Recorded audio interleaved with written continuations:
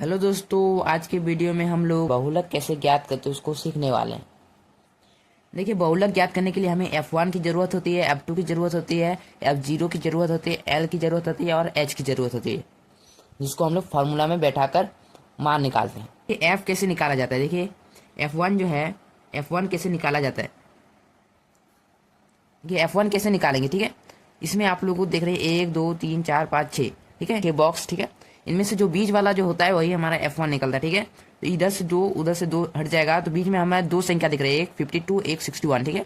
आप दोनों में से देखना है सबसे बड़ा है कौन, तो दोनों में से सबसे बड़ा 61 है, तो 61 जो है, ठीक है, वो हमारा F1 का मान आ जाएगा, ठीक है। उसके बाद F0 का मान अगर निकालना है, F0 का मान समझ लीजिए, F0 का मान किसको कैसे निकालेंगे, ठीक है। देखिए, F1 का मान जो निकला ना 61, तो F1 के जस्ट ऊपर वाला हम लोग का F0 का मान निकलते, तो F0 का मान क्या हो जाएगा, 52 हो जाएगा। उसके बाद देखिए F2 का मान कैसे निकालते हैं। F2 का मान जस्ट F1 का मान निकला ना, उसके नीचे वाला, ठीक है, ऊपर वाला F0 हो जाएगा। देखिए, F1 निकला, F1 का ऊपर वाला F0 हो जाएगा, F1 के नीचे वाला F2 हो जाएगा, तो F1 के नीचे वाला क्या है, 38 हो जाएगा, ठीक है। उसके बाद देखिए L निकालना है। L कैसे निकालेंगे, जो हम लोग का F1 निकला ना, F1 हमारा 61 निकला, उसके बाएं तरफ जाएंगे तो हम लोग का वर्ग अंतराल दिखता है, ठीक है। वर्ग अंतराल में देखिए हम लोग को 60 और 80 दिख रहा है। F1 के बाएं तरफ जाना है आप लोगों को, ठीक है। आप लोगों को सिंपली F1 का बाएं तरफ जाना है, जिसमें आप लोगों का एक 12 बढ़ता दिख रहा है, ठीक है, जिसमें 60 और 80 है, ठीक है। तो इसमें से हमें किसको लेना है, देखिए इसमें से हमको पहला वाला को लेना है, देखिए 60 है, ठीक है। यहाँ पर मान के चलिए 50 होता है, 40 होता है, तो उसको ही लेता है, ठीक है, जो पहला में होता है। इधर वाला को नहीं लेना है, इधर वाला को किसी को नहीं लेना है, इधर वाला को लेना है, ठीक है। तो एल हमारा निकल गया 60, ठीक है। F1 का बाया तरफ जाना है, ठीक है, और जो पहला वाला मान है उसी को लिख देना है L का मान, ठीक है। उसके बाद H का मान, ठीक है, H का मान कैसे निकालें, ठीक है, जो अंतर होता है वही हमारा H का मान होता है, ठीक है, सिंपल। देखिए इसमें देखिए 20 40 40 60 इस प्रकार से दिया है ना, तो इसमें से क्या करेंगे हम लोग, 40 में 20 घटा देंगे तो 20 हो जाएगा, ठीक है। देखिए 60 में 40 घटा देंगे तो 20, तो अंतर कितना का है, 20 का अंतर है, तो 20 हमारा हो जाएगा, ठीक है। इतना तो समझ में आ रहा है।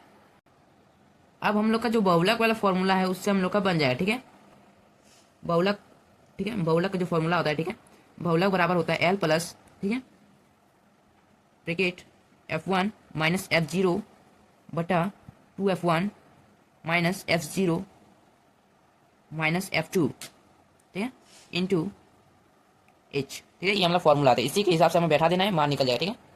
देखिए सबसे पहले हम लोग देखते हैं L का मान कितना है। L का मान हम लोग को 60 है, ठीक है, तो L का मान हम लोग को कितना हो जाएगा, 60 हो जाएगा, ठीक है।